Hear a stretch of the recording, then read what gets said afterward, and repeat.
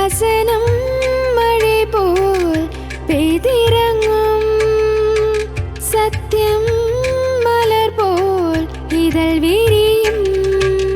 சத்தியம் சத்தியமே, சத்தியம் சத்தியமே, சத்தியம் சத்தியமே, சத்தியம் சத்தியமே.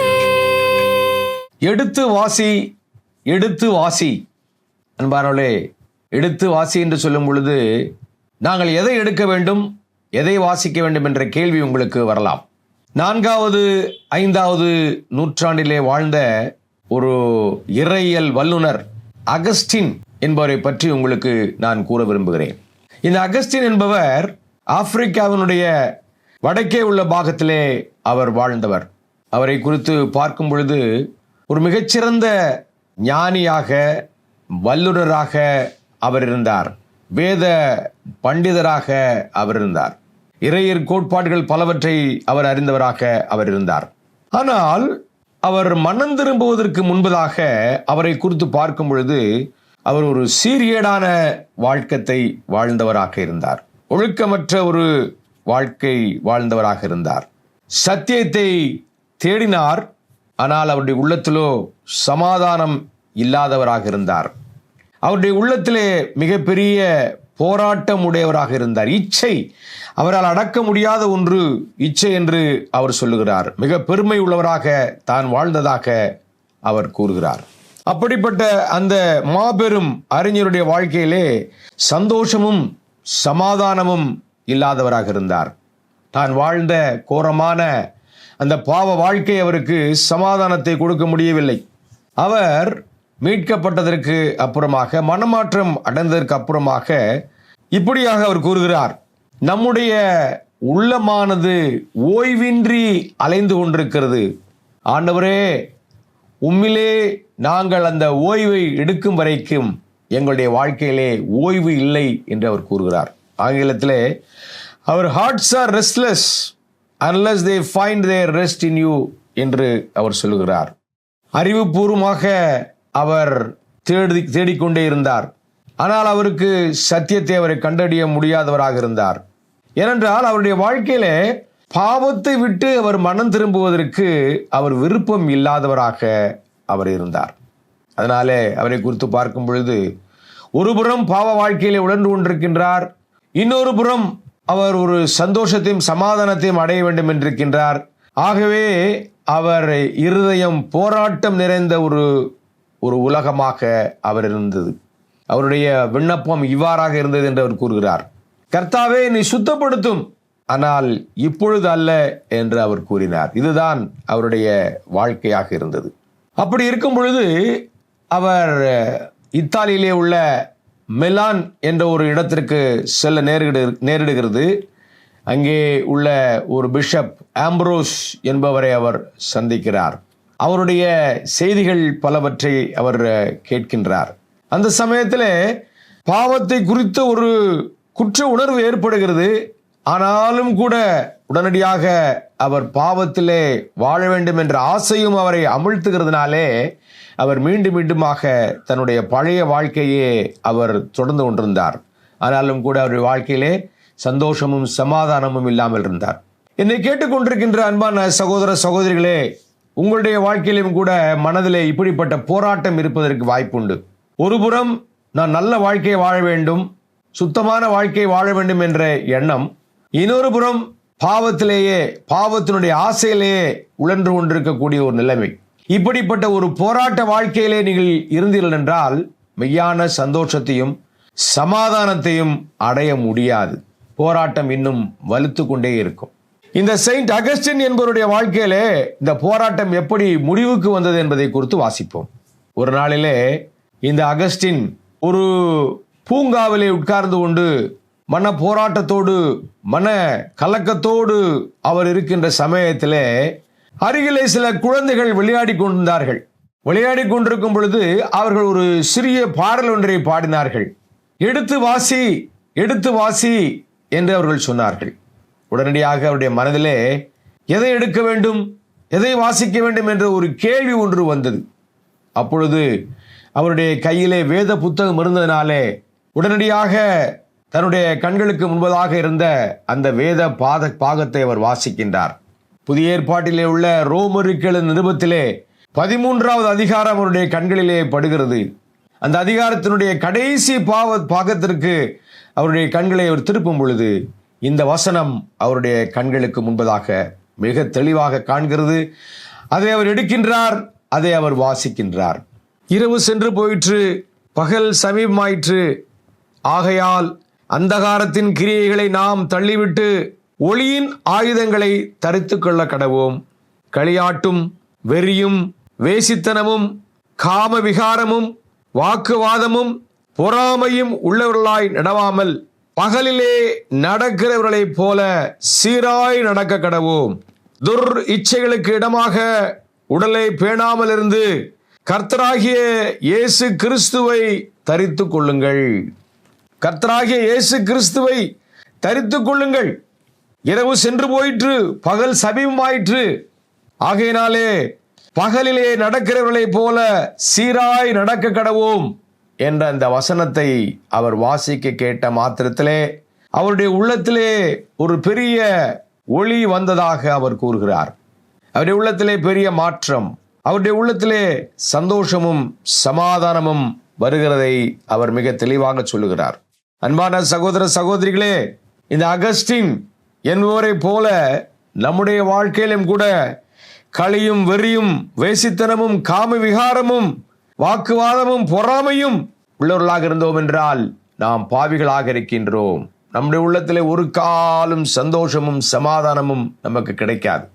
நாம் வாழக்கூடிய இந்த நாட்களிலே மக்கள் மகிழ்ச்சி, சந்தோஷம், சிரிப்பு என்ற போர்வையிலே களியாட்டு, ஒருவரை ஒருவர் கேலி செய்வது, ஒருவரை ஒருவர் குற்றப்படுத்துவது, அடுத்தவர்களை தள்ளிவிட்டு அதன் மூலமாக சந்தோஷப்படுவது என்ற காரியங்களைத்தான் நாம் ஊடகங்கள் வழியாக நாம் பார்க்கின்றோம்.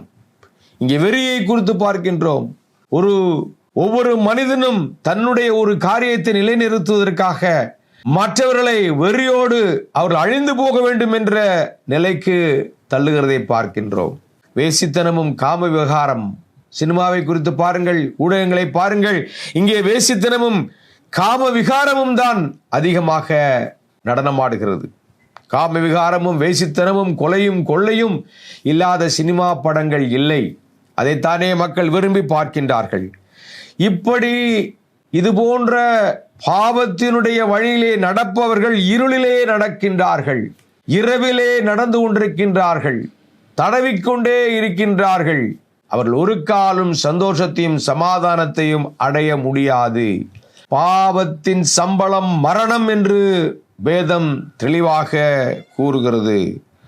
ஆகையினாலே நாம் சீராய் நடக்க வேண்டும், சரியாய் நடக்க வேண்டும், நேராக நடக்க வேண்டும், பாவத்தை விட்டு தூரமாக நடக்க வேண்டும், கடவுளை நோக்கி நாம் நடக்க வேண்டும். அப்படி நடக்கும் பொழுது மட்டுமே நமக்கு வெளிச்சம், பகல் சமீபமாயிருக்கிறது என்று அவர் கூறுகிறார். இரவு சென்று போயிற்று. எப்பொழுது? துர் இச்சைகளுக்கு இடமாக உடலை பேணாமல் இருந்து கர்த்தராகிய இயேசு கிறிஸ்துவை தரித்துக் கொள்ளும் பொழுது இரவு சென்று போயிற்று, பகல் சமீபமாயிற்று. அன்பான சகோதர சகோதரிகளே, செயின்ட் அகஸ்டின் என்ற அறிஞர் ஒரு நாளிலே இயேசுவை தரித்துக் கொண்டார். இயேசுவை தரித்துக் கொண்டார் என்று சொல்லும் போது அதனுடைய அர்த்தம் என்ன? அவரோடு கூட தன்னை அடையாளப்படுத்தி கொண்டார். இயேசு கிறிஸ்துவோடு கூட நம்மை அடையாளப்படுத்திக் கொள்வது என்றால் என்ன? இயேசு கிறிஸ்து நம்முடைய பாவங்களுக்காக மரித்து அடக்கம் பண்ணப்பட்டு அவர் உயிரோடு எழுந்தார். இயேசு கிறிஸ்து மரித்து அவர் அடக்கம் பண்ணப்படும் பொழுது, கர்த்தராகிய இயேசு கிறிஸ்துவை நாம் விசுவாசிக்கும் பொழுது, நாம் இப்பொழுது வாசித்தோமே, இந்த பாவங்கள் நம்மோடு கூட அடக்கம் செய்யப்படுகின்றன. களி, வெறி, வேசித்தனம், காமம், வாக்குவாதம், பொறாமை, துரிச்சை, இது போன்றவைகள் நம்மோடு கூட அடக்கம் செய்யப்படுகின்றன. நாம் இயேசு கிறிஸ்துவை தரித்துக் கொள்ளும் பொழுது, இயேசு கிறிஸ்து எப்படி மரித்து அடக்கம் பண்ணப்பட்டு உயிரோடு எழுந்தாரோ அதே போல பகலுக்கு உரியவர்களாக, வெளிச்சத்திற்கு உரியவர்களாக நாம் மீண்டுமாக உயிரோடு எழுந்திருக்கின்றோம். அன்று முதல் அந்த அகஸ்டின் என்பவருடைய வாழ்க்கையிலே ஒரு பெரிய மாற்றம்.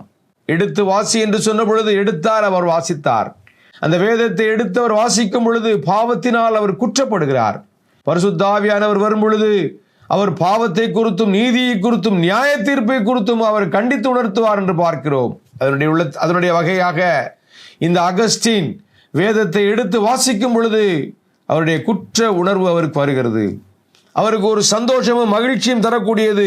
இயேசுவை தரித்துக் கொள்ளும் பொழுது இரவிலிருந்து நாம் விடுதலையாகி பகலுக்கு வருகிறோம், இருளிலிருந்து வெளிச்சத்திற்கு வருகிறோம் என்ற செய்தி அவரை உற்சாகப்படுத்தியது. அந்த செய்தி இன்றும் நமக்கு உயிரூட்டம் கொடுக்கிறதாக இருக்கின்றது. நாமும் கூட இயேசுவை விசுவாசித்தால், இயேசுவை அணிந்து கொண்டால், இயேசுவை தரித்து கொண்டால், இயேசுதான் என்னுடைய வாழ்க்கையிலே எனக்காக மரித்தார், அடக்கம் பண்ணப்பட்டார், உயிரோடு எழுந்தார் என்பதை நாம் அறிந்து கொள்ளும் பொழுது நாம் சீராய் நடக்க முடியும், நேராக நடக்க முடியும், வெளிச்சத்தின் பிள்ளைகளாக நம்மால் வாழ முடியும். இது அகஸ்டின் என்பார் சொந்த முயற்சியினாலே தன்னை ரட்சித்துக் கொள்வதற்கு, தன்னை மீட்டுக் கொள்வதற்கு, சந்தோஷத்தை அடைவதற்கு எவ்வளவோ வழிகளை தேடினார். ஆனால் அவரால் முடியவில்லை. அன்பான சகோதர சகோதரிகளே, பாவத்தின் பாரம் என்பது அவை உங்களை அழுத்தும். உங்களுடைய சொந்த முயற்சினாலே உங்களை மீட்டுக் கொள்ள முடியாது. கிணற்றிலே கிடக்கக்கூடிய ஒரு மனிதன், அவனுக்கு கயிறு வெளியே இருந்து தூக்கி எறியப்பட்டு அவன் அந்த கயிறை பிடித்தால் ஒழிய அவன் வெளியே வர முடியாது. நீங்கள் எவ்வளவுதான் நீங்கள் முயற்சி செய்தாலும் உங்களுடைய பாவத்தின் பிடியிலிருந்து உங்களால் வெளியே வர முடியாது. ஆனால் கர்த்தராகிய இயேசு கிறிஸ்துவோ, நீங்கள் அவர் விசுவாசிக்கும் பொழுது, விசுவாசம் என்ற கயிறை பிடிக்கும் பொழுது அவர் உங்களை தூக்கிவிட முடியும். இந்த வேத வசனத்தின் மூலமாக மட்டுமே ரட்சிப்பு. மனிதனுடைய எந்த ஒரு வார்த்தையும் எந்த ஒரு மனிதனையும் மீட்காது. எடுத்து வாசி என்று சொல்லும் பொழுது வேதத்தை எடுத்தார். அந்த வேதம் அவருக்கு ஜீவனை கொடுத்ததினாலே, உயிரை கொடுத்ததினாலே அதை எடுக்கும் பொழுது அவர் வாசித்து அதன் மூலமாக அவர் மீட்கப்பட்டார். அன்பான சகோதர சகோதரிகளே, நான் சொல்லக்கூடிய செய்தி வேறு யாருக்குமல்ல, உங்களுக்கு தான் இந்த செய்தியை அறிவிக்கின்றேன். நீங்கள் தான் இதற்கு சரியான ஒரு பிரதிபலிப்பை உண்டாக்க வேண்டும். உங்களுடைய உள்ளத்திலே இந்த விதமான பாவத்தினால் உழன்று கொண்டிருக்கிறீர்களா? பாவத்தினுடைய குற்ற உணர்வு உங்களை தாக்குகிறதா? அல்லது பாவ உணர்வே இல்லாமல் இருக்கிறீர்களா? எப்படிப்பட்டவர்களாக இருந்தாலும் சரி, நீங்கள் இருளிலே நடக்கிறீர்கள், பகலுக்குரியவர்களாக நீங்கள் மாற வேண்டும், வெளிச்சத்தின் பிள்ளைகளாக மாற வேண்டும் என்றால் உடனே நீங்கள் இந்த செய்திக்கு நீங்கள் பிரதிபலிக்க வேண்டும். நீங்களும் கூட நான் வாசித்த இந்த காரியத்தோடு கூட உங்களை ஒப்பிட்டு பார்க்க வேண்டும். கிறிஸ்துதான் உங்களுக்கு பதிலளிக்க முடியும். எந்த விதமான மதமோ எந்த விதமான தத்துவமோ உங்களுடைய வாழ்க்கையை மாற்றி அமைக்காது. இயேசு கிறிஸ்து மட்டுமே உங்களுடைய வாழ்க்கையை மாற்றி அமைக்கக்கூடியவர்களாக இருக்கின்றார். அதனாலே அன்பான சகோதர சகோதரிகளே, மீண்டுமாக இந்த செய்தியை, இந்த வசனத்தை உங்களுக்காக வாசிக்கின்றேன். இந்த வசனத்தை தியானியுங்கள். இந்த வசனத்தினுடைய அடிப்படையிலே உங்களுடைய வாழ்க்கையை மாற்றிக்கொள்ளுங்கள். இருளின் வாழ்க்கையிலிருந்து வெளிச்சத்திற்குள்ளாக வாருங்கள். சீராக நடங்கள். நான் வாசிக்கிறேன், கேளுங்கள். இரவு சென்று போயிற்று, பகல் சமீபமாயிற்று. ஆகையால் அந்தகாரத்தின் கிரியைகளை நாம் தள்ளிவிட்டு ஒளியின் ஆயுதங்களை தரித்துக் கொள்ள கடவோம். களியாட்டும் வெறியும் வேசித்தனமும் காம விகாரமும் வாக்குவாதமும் பொறாமை உள்ளவர்களாய் நடவாமல் பகலிலே நடக்கிறவர்களைப் போல சீராய் நடக்க கடவோம். துர்இச்சைகளுக்கு இடமாக உடலை பேணாமல் இருந்து கர்த்தராகிய இயேசு கிறிஸ்துவை தரித்துக் கொள்ளுங்கள். அன்பான சகோதர சகோதரிகளே, கர்த்தராகிய இயேசு கிறிஸ்துவை தரித்துக் கொள்ளுங்கள். கர்த்தராகிய இயேசு கிறிஸ்துவை விசுவாசித்து அவர் மூலமாகவே வரும் அந்த மீட்பை நீங்கள் பெற்று மகிழ்ச்சியும் சந்தோஷத்தையும் சமாதானத்தையும் அடைய உங்களை அன்புடன் அழைக்கின்றோம். கிறிஸ்து தாமே உங்களை ஆசீர்வதிப்பாராக. ஆமேன். மறுமையிலும் தகப்பன் எந்தன் வாழ்வானா, துயரத்திலும் அவரே எந்தன் தஞ்சமானா. பதறிடேனே நான், பயப்படேனே நான், சூழ்நிலையும் எனக்கு எதிராய் நின்றாலும் நேசரா தகப்பனே என்னுடன் என்னாலும் வசந்த தான் செய்கின்றாரே. அவரின் நேசமே என்னையே தாங்குதே. பயணம் செய்வேன் அவர் தோளில் பேரானந்தம். தகப்பனை போல் என்னையே சுமக்கின்றாரே. தம் கரத்தால் தாங்கியே தோள் மேலே தூக்கியே என்னை சுமக்கின்றார். பாக்கியம் தானிதே. கவலையே எனக்கில்லையே என் தகப்பனி தோளின் மேலே நான். தகப்பனை போல் என்னையே சுமக்கின்றாரே.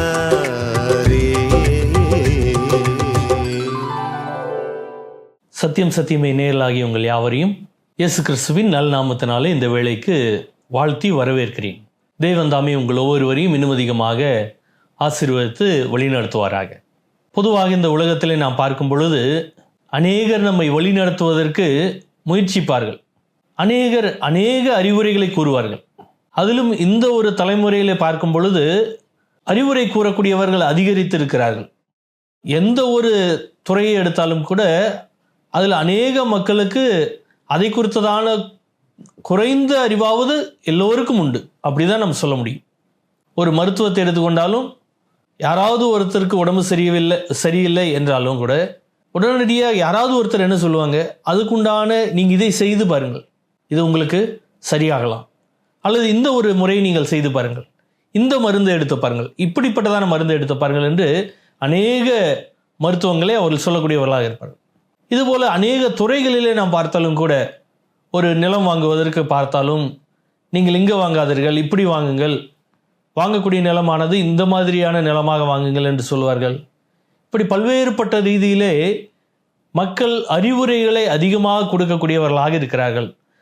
அந்த அறிவுரைகளின் மூலமாக மக்களுடைய ஒரு முக்கியமான ஒரு காரியமானது அங்கு சந்திக்கப்படுகிறது. அவர்கள் மற்றவர்களை வழிநடத்தக்கூடியவர்களாக அங்கு காணப்படுகிறார்கள். இதுபோல நம்முடைய வாழ்க்கையில் நாம் பார்க்கும் பொழுதும் நம்மை வழிநடத்துவதற்கு, நம்மை இன்னும் அதிகமாக நம்முடைய வாழ்க்கையை சரியான பாதைக்கு கொண்டு போவதற்கு நமக்கு ஒரு உதவியானது தேவைப்படுகிறது. எந்த உதவியும் இல்லாமல் நாம் நம்முடைய வாழ்க்கையை வாழ்ந்துவிட முடியாது என்பதுதான் நிதர்சனம். நம்முடைய வாழ்க்கையிலே நாம் புரிந்து கொள்ள வேண்டிய ஒரு சத்தியமும் கூட அதுதான். நம்முடைய வாழ்க்கையிலே நம்மை வழிநடத்துவதற்கு அல்லது நம்முடைய வாழ்க்கையை சரியான பாதைக்கு நம்மை கொண்டு செல்வதற்கு யாராவது ஒருவர் அவசியமாயிருக்கிறார். அப்படிப்பட்டதான ஒரு நபரை குறித்து தான் இந்த வேளையிலே உங்களிடத்தில் நான் சொல்ல விரும்புகிறேன். யோவான் எழுதின சுவிசேஷத்தினுடைய 10வது அதிகாரத்தினுடைய 11வது வசனத்திலும் 14வது வசனத்தையும் நான் வாசிக்கிறேன். நீங்கள் உற்று கவனித்து நீங்கள் கேளுங்கள். நானே நல்ல மெய்ப்பன், நல்ல மெய்ப்பன் ஆடுகளுக்காக தன் ஜீவனை கொடுக்கிறான். 14வது வசனத்தில் வாசிக்கும் பொழுது, நானே நல்ல மெய்ப்பன், பிதா என்னை அறிந்திருக்கிறது போல நான் பிதாவை அறிந்திருக்கிறது போலவும் நான் என்னுடையவைகளை அறிந்தும் என்னுடையவைகளால் அறியப்பட்டும் இருக்கிறேன். ஆடுகளுக்காக என் ஜீவனையும் கொடுக்கிறேன். இந்த பகுதியில் நாம் பார்க்கும் பொழுது இயேசு கிறிஸ்துவானவர் அவர் இந்த பூமியிலே வாழ்ந்த பொழுது தன்னுடைய வாய்மொழியாக சொன்ன ஒரு வாக்கியத்தை தான் நாம் வாசிக்கிறோம். நானே நல்ல மெய்ப்பன் என்று அவர் சொல்கிறார். அந்த நல்ல மெய்ப்பன் என்று சொன்னால் அதனுடைய பொருள் என்ன? சாதாரண இந்த உலகத்தில் இருக்கக்கூடியதான கால்நடைகளை வழிநடத்தக்கூடியவரா? கிடையாது. அல்லது இந்த உலகத்தில் இருக்கக்கூடியதான இந்த கால்நடைகள் எல்லாவற்றையும் இன்னும் அதிகமாக அதை வைத்து வியாபாரம் செய்வது அல்லது அதை வைத்து பிழைப்பு நடத்துவதோ இது போன்ற காரியங்கள் எல்லாம் செய்வது கிடையாது. மாறாக இங்கே என்ன சொல்கிறார்? நானே நல்ல மெய்ப்பன். அதோடு மட்டுமல்லாமல் அதற்கு பின்னதாக நாம் வாசிக்கும் பொழுது என்ன சொல்கிறார்? நல்ல மெய்ப்பன் தன் ஆடுகளுக்காக தன் ஜீவனையும் கொடுக்கிறான். அந்த ஒரு காரியத்தையும் அவர் சொல்லக்கூடியவராக இருக்கிறார். எனவே இந்த வசனங்களிலிருந்து இரண்டு சத்தியங்களை உங்களிடத்தில் இந்த நாளிலே நான் கொண்டு வர விரும்புகிறேன். முதலாவது சத்தியமாக என்னது என்று நான் பார்க்கும் பொழுது, ஒரு மெய்ப்பனானவனுடைய கடமை என்ன, ஒரு மெய்ப்பனானவனுடைய பொறுப்பு என்ன என்பதை நாம் அறிந்து கொள்ள வேண்டும். மெய்ப்பன் என்று சொல்லும் பொழுது அவனுக்கு 2 விதமான பொறுப்புகள் உண்டு. ஒன்று, அந்த மந்தையை அவன் பாதுகாப்பதும், 2வது அந்த மந்தையை வழி நடத்த வேண்டும். இந்த 2 வேளையும் அவனுக்கு உண்டு.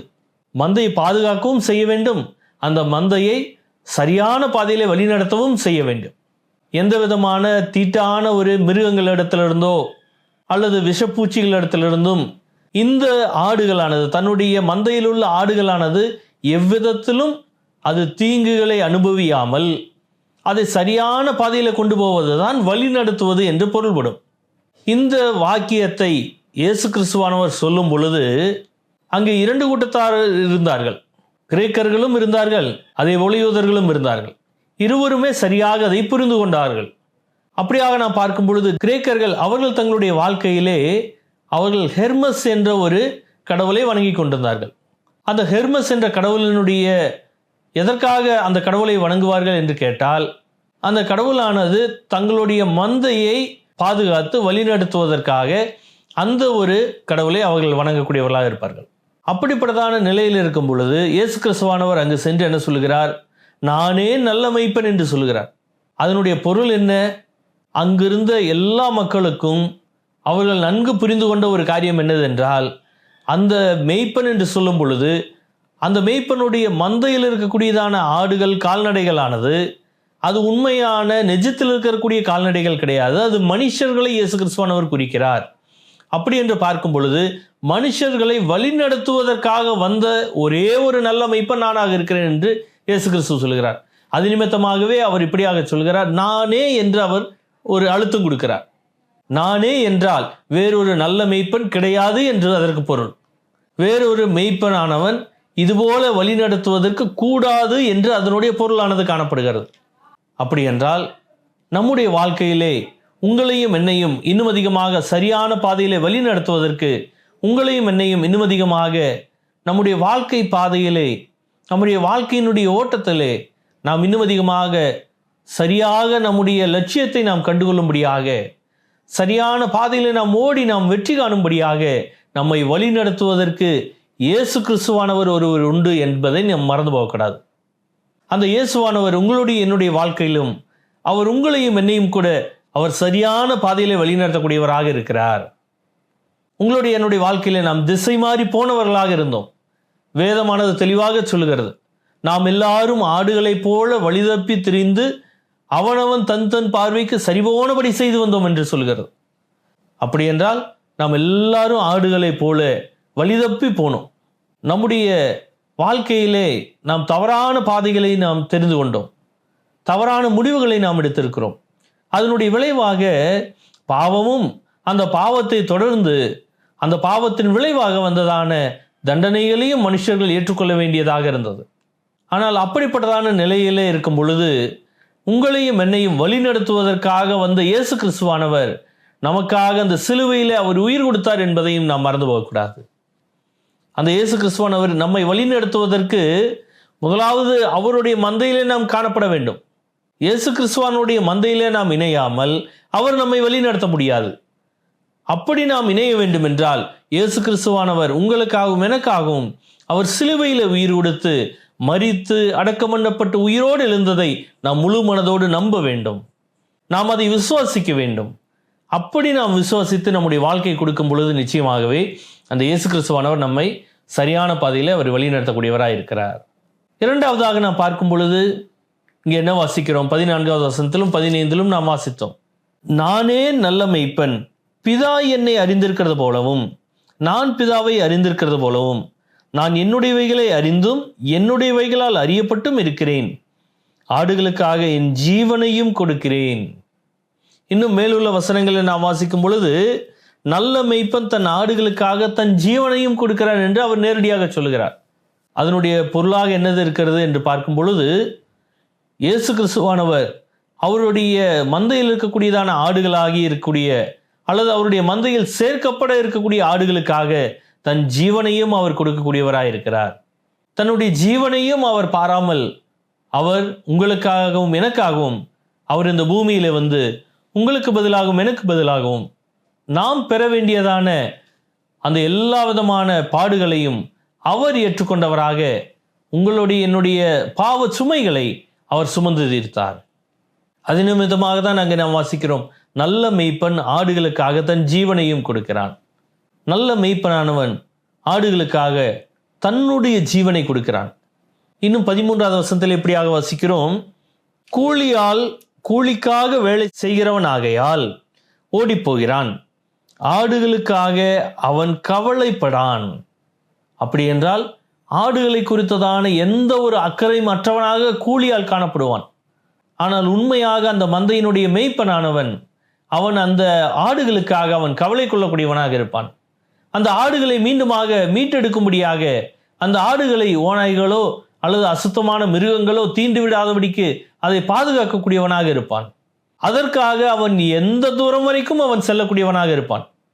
அது நிமித்தமாக தான் இங்கே வாசிக்கிறோம், நல்ல மெய்ப்பன் தன் ஆடுகளுக்காக தன் ஜீவனையும் கொடுக்கிறான் என்று. எனவே இயேசு கிறிஸ்துவானவர் அவர் நல்ல மெய்ப்பனாக இருந்து உங்களுக்காகவும் எனக்காகவும் அவர் தன்னுடைய ஜீவனை கொடுத்திருக்கிறார். உங்களுக்கு பதிலாகவும் எனக்கு பதிலாகவும் நீங்களும் நானும் அறையப்பட வேண்டி இருந்ததான அந்த சிலுவையிலே இயேசு கிறிஸ்துவானவர் உங்களுக்கு பதிலாக எனக்கு பதிலாக அவர் மரணத்தை ஏற்றுக்கொண்டார். மரணத்தை மட்டும் அவர் ஏற்றுக்கொண்டாரா என்று கேட்டால் இல்லை. அந்த மரணத்தோடு கூட அந்த மரணத்தினுடைய விளைவாக இருக்கக்கூடியதான காரியங்களையும் அவர் ஏற்றுக்கொண்டவராக இருக்கிறார். எனவே அந்த இயேசு கிறிஸ்துவானவர் உங்களுடைய வாழ்க்கையிலும் என்னுடைய வாழ்க்கையிலும் அவர் செய்ததான மிக முக்கியமான ஒரு காரியம் இதுதான். நம்மை மீட்டுக் கொள்ளும்படியாக, நம்மை ரட்சிக்கும்படியாக, நம்முடைய வாழ்க்கையிலே நாம் இன்னும் அதிகமாக சரியான பாதையிலே போக வேண்டும் என்பதற்காக இயேசு கிறிஸ்துவானவர் தன்னுடைய ஜீவனையே அவர் இந்த சிலுவையிலே ஒப்பு கொடுத்தார். அவர் அந்த சிலுவையிலே தன்னுடைய ஜீவனை கொடுத்து அவர் உங்களுடைய என்னுடைய எல்லா பாவங்களையும் மன்னித்து இருக்கிறார். அந்த நம்பிக்கை நமக்கு உறுதியாக இருக்க வேண்டியது அவசியமாக இருக்கிறது. எனவே இதை கேட்டுக்கொண்டிருக்கக்கூடிய எனக்கு பிரியமான மக்களை, நீங்கள் இந்த வேளையிலே சிந்தித்து பாருங்கள். இயேசு கிறிஸ்துவானவர் உண்மையாகவே உங்களுடைய வாழ்க்கையிலே அவர் நல்ல மெய்ப்பராக உண்டா? அவர் உங்களுக்காக தன்னுடைய ஜீவனையே ஒப்பு கொடுத்ததை நீங்கள் உண்மையாகவே விசுவாசிக்கக்கூடியவர்களாக இருக்கிறீர்களா? அந்த இயேசு கிறிஸ்துவானவர் உண்மையாகவே உங்களை நேசித்தவராக, உங்கள் மேல் அன்பு வைத்தவராக, இதோ உங்களை வழிநடத்தும்படியாக அவர் இந்த பூமிக்கு கடந்து வந்தார் என்பதை நீங்கள் விசுவாசிக்கூடியவர்களாக இருக்கிறீர்களா? அப்படி நீங்கள் விசுவாசிக்கூடியவர்களாக இருப்பீர்களானால் நிச்சயம் தேவன் உங்களையும் இதே போல சரியான பாதையிலே வழிநடத்த அவர் வல்லவராய் இருக்கிறார். இயேசு கிறிஸ்துவானவர் இந்த பூமிக்கு வந்தது மனுஷனுடைய பாவங்களை மன்னிப்பதற்காக மட்டும் கிடையாது. அந்த பாவங்கள் மன்னிக்கப்பட்டதற்கு பின்பதாக சரியான பாதையில் நடந்து செல்ல வேண்டும், சரியான பாதையில் வழிநடத்தப்பட வேண்டும் என்றால் அதற்கு ஒரே உரித்தான நபராக இயேசு கிறிஸ்துவானவர் ஒருவரே காணப்படுகிறார். அதனால்தான் வேதத்தில் நாம் வாசிக்கிறோம், வானத்திலும் பூமியிலும் பூமியின் கீழானோர் எல்லாருடைய முழங்கால்களும் அவருக்கு முன்பதாக முடங்கும். எதற்கென்றால் அவர் ஒருவர் வழிநடத்தக்கூடியவராக இருக்கிறார் என்பது நிமித்தமாக. எனவே இந்த வேளையில் நீங்கள் சிந்தித்து பாருங்கள். உங்களுடைய வாழ்க்கையை நீங்கள் அந்த இயேசுவின் இடத்துல ஒப்பு கொடுத்தீர்கள் என்றால் நிச்சயம் உங்களுடைய எல்லா விதமான அந்த பாரங்களையும் அவர் நீக்கக்கூடியவராக இருப்பார். உங்களுடைய வாழ்க்கையிலே நீங்கள் இன்னும் அதிகமாக சரியான பாதையிலே வழிநடத்தப்படக்கூடியவர்களாக இருப்பீர்கள். உங்களுடைய வாழ்க்கையானது இன்னும் அதிகமாக அவருக்கு பிரயோஜனம் உள்ளதாய் காணப்படும். அப்படிப்பட்டதான் நிலையிலே உங்களுடைய வாழ்க்கையை தேவன்தாமே ஆசீர்வதித்து இன்னும் அதிகமாக வழிநடத்துவாராக. ஆமீன். சத்யம் சத்யமே, சத்யம் சத்யமே, சத்யம் சத்யமே.